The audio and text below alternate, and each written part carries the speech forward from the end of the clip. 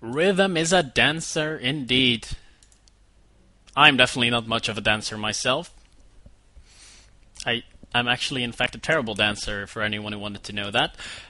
But that being said, guys, everyone, welcome back. We're going to be jumping into the grand finals of the Playhem EU Daily right now. Thank you all for still watching us. We've been going for quite some time. These tournaments always taking a lot of time. In fact, this one's been it's been going pretty fast. It's only been 3.5 hours and we're in the grand finals. It's going to be a best of 3, a Protoss versus Zerg. Very, very good matchup because we haven't seen a lot of Protoss versus Zerg today. We've seen a lot of PvT, a lot of TvT, some ZvZ, and in the grand finals we get to enjoy a beautiful Zerg versus Protoss. And in fact, this is not just any Zerg versus Protoss. This is two teammates duking it out, both playing for its GoSu, and they've been chatting around. You can see on my screen that they are having a lot of fun chatting around a little bit. They are having a lot of fun. In the last game, GoSu HwangSin said that Ostojiy was actually the best player on their team, and Ostojiy was like, yeah, I am the best player. I'm the best player. HwangSin sucks. And they were like having so much fun talking to each other. And as you can see, they're still having a lot of fun chatting around a little bit. But I can assure you, they're going to be playing each other seriously. Each of those players really wants to win. They practice a ton together, and they want to be showing their A game, of course. So, that being said, you're tuning into the grand finals of the EU Playhem Daily. It's a best of 3. It's going to be between GoSu HwangSin in the bottom right here. HwangSin as the red Protoss. He's going to go up against ostojiy, who is going for a 14 pool right now. Could have been a 15 pool. And he is the purple Zerg in the top right. We are on the map Daybreak, which is used in the GSL a lot. I've seen so many epic games on this one, and it's often used in other tournaments as well, so we've incorporated this in our map pool a long time ago, and it's been going strong ever since. Now a default starting map for the grand finals. Definitely a fun map to see a lot of games on. Let's see how this game is going to evolve, guys. Thank you so much for joining me. I am Lyrlian. I'm one of the casters for the Playhem team. If this is your first time tuning into a Playhem daily, you should definitely check out Playhem.com. We've got a lot of awesome tournaments going down there.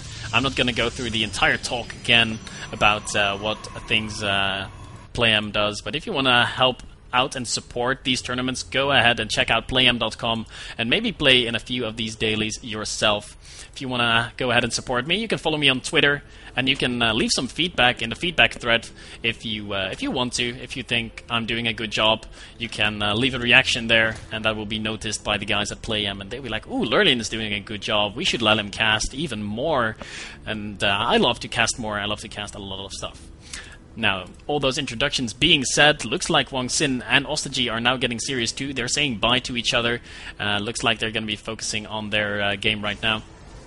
Double gas has been taken by GoSu HwangSin. He is choosing to go for this wall-off that we've seen him do a ton of times. He's not going for any kind of forge expand. Can be tough to hold a forge expand on this map because this is such a wide-open choke.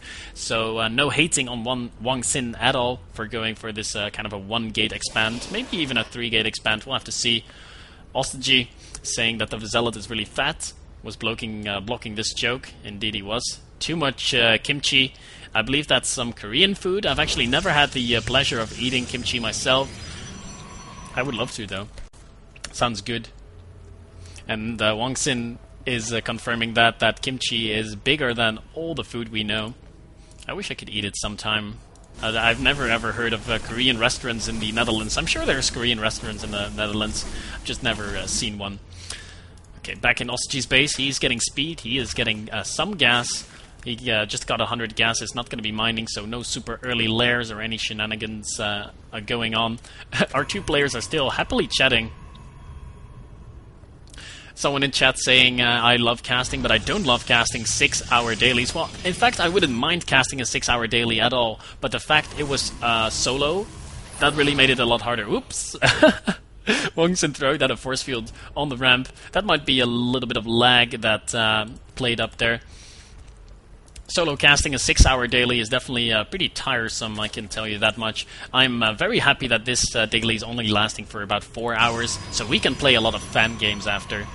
So if you want to go ahead and play some fan games, you should stick around, and we'll play some Radar Party, some Photon Cycles, and hopefully have a good time, play some music and things like that. Already looking forward to that, but in the meantime, we do have a game being played. We see GoSu HwangSin is going for the DT rush kind of build. This is something that Desro used to do a lot as well. He makes... Well, actually, Desro was probably not the first person to do this, but I've seen it on his stream like a long time ago, back when I still watched Desro's stream. He gets 3 or 4 sentries out and then goes for the Dark Shrine and hopes his opponent is not going to realize that there's going to be DTs coming, and those DTs can deny third bases, they can snipe drones, because ostojiy has seen there are a lot of sentries out, so he's going to be like, okay, the possibility of 4 DTs is a little bit small. Ooh, those Zerglings are so close. If they could only break through this little thing here and run up the ramp, they would immediately see the Dark Shrine. But of course, that's not going to happen. ostojiy has no vision of the Dark Shrine and is not getting any detection just yet. The Dark Shrine is getting dangerously close to finishing. He does have a lair on the way, so he'll be able to morph Overseers, but still, those DTs getting into your main base undetected could be tough. Can be tough to deal with. So not a single Spore Caller is out. The Dark Shrine is now finishing up. We're going to see 2 DTs warp in. That's all he has gas for. He was investing in a lot of sentries. He has 5 sentries out. Super early double gas has been taken. And did ostojiy see those? Ooh, he might have seen the blur on those DTs, because he is getting 3 Spore Crawlers right now. 3 Spore Crawlers even. Wow. He... Oh, there he goes. He realizes it. Oh my god, he's trying to get up the Spore Crawlers in time. He sees the DT's blur moving across the map, because he did have control of those watchtowers and has some Zerglings running past him. So he's going to have those Spore Crawlers up in time and will be able to defend. But it did delay his third base a little bit. Ooh, the DTs, are they going to live? Yes, both of them are going to live. They could join together and be an happy Archon later on. Now ostojiy is going to be really safe to take his third base, and that is exactly where this drone is going to go. Momentarily. Bam! Third base. GoSu HwangSin is like TTT, having a sad face. Ooh, the Zealot's still blocking there, and ostojiy is going to be quite happy about that. But he didn't really take a super early third base, so it doesn't matter as much. ostojiy is going for a kind of a Rage Ciala build, I want to be calling it, for the heavy roach play. Of course, Ciala is not the first player who did that, or like the only player who does that. It's just something that Ciala does a lot. Are we going to see some force fields here to kill these few roaches? Yes, we are. Another force field needs to go down. Yeah, and he's going to be killing about 3 roaches for 3 force fields. Oh, Blink has, of course, also finished up for HwangSin, so getting another roach there who was about to get away.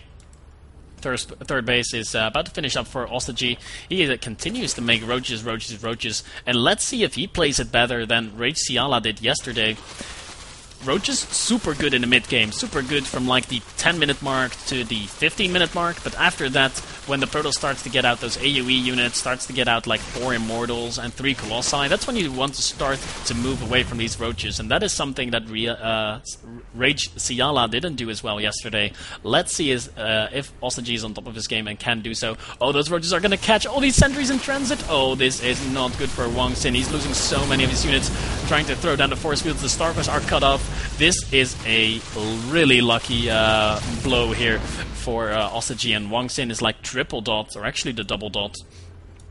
And that is never a good sign to be double dotting. He's in so much trouble. The Stalkers are going to be taking out the third base, though. That is going to be a huge blow, but no real follow-up has been prepared by HwangSin just yet. Just getting his Robo down. He's been investing so much in sentries and Stalkers. He wants to hold on to his Nexus, of course, and ostojiy is now at his front door with those roaches. 144 supplied to the 87, while the Stalkers are holding put. They should definitely go back. That is way too many roaches to be dealing with. The upgrades 0-0 versus 0-0.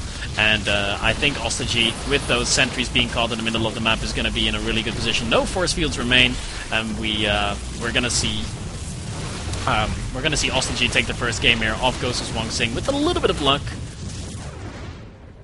And GoSu HwangSin was like, I thought you would make a fast third, and ostojiy is like, I play safe, and that's exactly what he was doing, not making an early third, and